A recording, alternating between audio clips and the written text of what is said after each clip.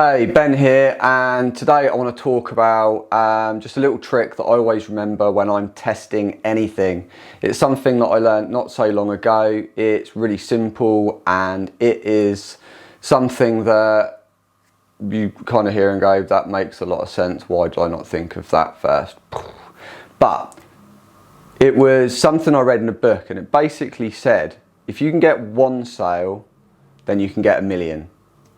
And it kind of stuck for a while, and as I thought about it more, I was like, the amount of times that I have launched something and I will have moved on to something else because it kind of got one sale or it got one point of interest, and you kind of go, that's a miss.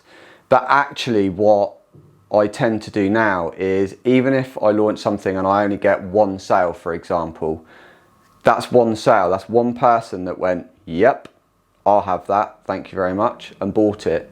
That tells you that what you've produced is right.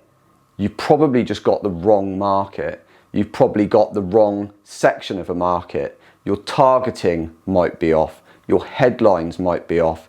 The persona that you think is right might be slightly wrong. So actually, instead of then running off and going away and making lots of changes to that product or service, you need to look at the audience that you're marketing that product or service to, because the likelihood is, with just a few changes and shifts in that, you will get a lot more sales. So I think it's a really simple thing to kind of keep in the back of your head, but just always remember, if you can get one sale, then you can get 1,000,000.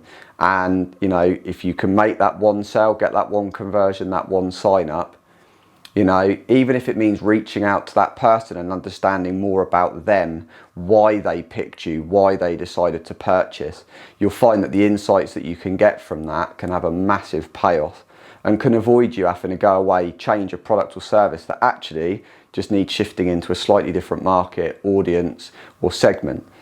I hope you found this helpful. Do you already adopt this kind of notion, or is this something that's new to you as well? Hit me up in the comments and let me know.